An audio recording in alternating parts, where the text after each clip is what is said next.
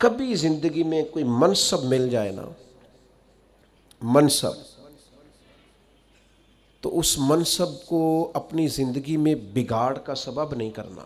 یہ جو ہمارے استاد ہوتے ہیں نا، الف با تا سا پڑھانے والے، اور شروع میں اسکول میں پرائمری پڑھانے والے، آپ پی ایچ ڈی بھی کر جائیں نا، استاد میٹرک ہے، آپ پی ایچ ڈی بھی کر جائیں تو استاد نے پھر بھی استاد ہی رہنا ہے۔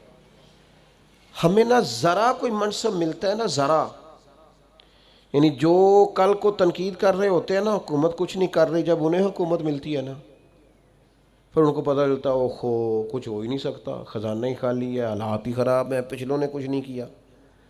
بھئی آپ کو منصب ملا، آپ بدل گئے، آپ تو کہہ رہے تھے یہ پیچھے ہٹیں، یہ نکمے، ہم آئیں گے تو کمال ہو جائے گا، اب کمال کر کے دکھائیں، اب نکموں کا رونا کیوں روتے ہیں؟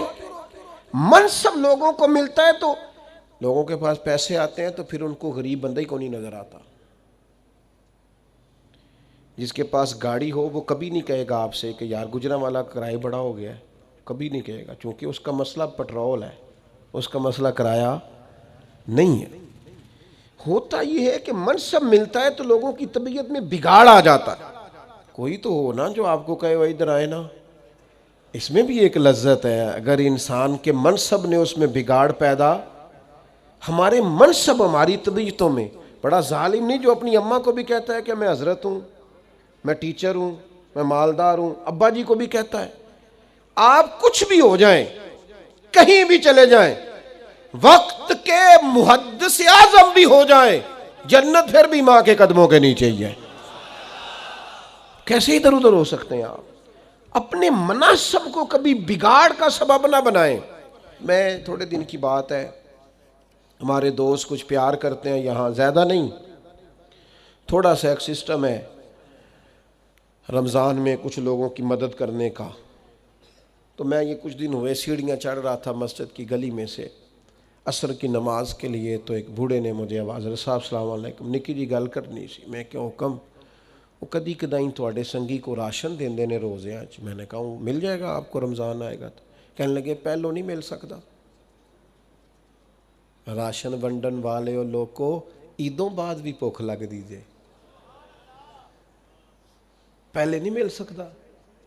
تو میں ان کا بازو تھام کے کونے میں لے گیا، میں نے کہا خیر ہے، وہ ایسا آدمی نہیں ہے کہ روایتی ہو، روایتی بندے کو پتہ چل جاتا ہے۔ میں نے کہا خیر ہے؟ کہنے لگے منڈا 40,000 کماندا ہے تے 34,000 تے گیس دا بل آ گیا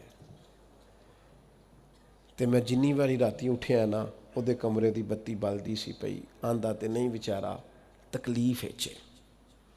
تو میں انہوں آکھیا پتر راشن آ جانا ہے، تو با بل دا کچھ ہیلا کر۔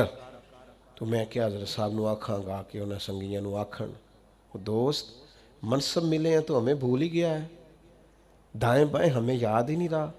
ہمارا خیال ہے سارا خرچہ ایم این اے صاحب ہی آ کے کریں گے، وہ تو پہلے پورا کریں گے جو انہوں نے لگایا ہے۔ غریبوں کے اشک کون پونجے گا؟ کون خیال کرے گا؟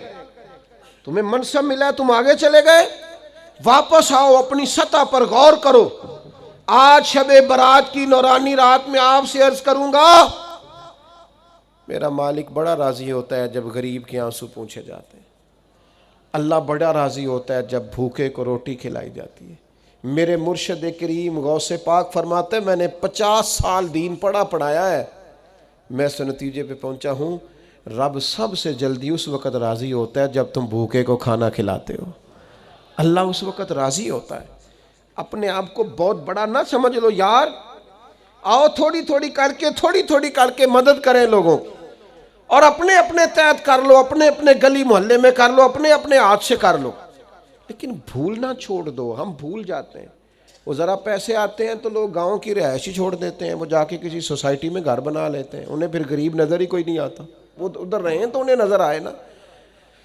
حضرت عمر کا دور خلافت تھا، کنز المال میں روایت ہے، میں یہ روایت 100 دفعہ پڑھی ہوگی، میں نے بڑی بڑی پرانی اور راج کے پڑھتا ہوں، کچھ چیزیں بندہ اپنے لیے نہیں پڑھتا۔ مال غنیمت کا اونٹ گم ہو گیا تو حضرت عمر تلاش کر رہے ہیں، کبھی بھاگ کے ادھر جاتے ہیں، کبھی ادھر جاتے ہیں، کبھی دائیں کبھی بائیں، ڈھونڈتے ہیں مال غنیمت کا اونٹ مل جائے۔ تو ایک شخص نے سیدنا فاروق رضی اللہ عنہ کی عالی مرتبت خدمت میں، حضور کدھر بھاگ رہے ہیں؟ فرمایا وہ مال غنیمت کا اونٹ گم ہو گیا ہے۔ تو عام سی بات تھی، لوگ کہتے نہیں کسی منڈے نو آگ چھڑو، کسی بچے نو کہہ دیو، تو فوراً کہا جناب کسی غلام کو کہہ دیتے. تو حضرت عمر ٹھہر گئے، رخ پیچھے کیا اور پھر ڈبڈباتی آنکھوں سے آنسو چھلکے فرمانے لگے تمہیں خطاب کے بیٹے عمر سے بڑا غلام کو نظر آتا ہے؟ میں بھی تو غلام ہی ہوں نا، میں بھی تو غلام ہوں، غلام ہی ڈھونڈ رہا ہے.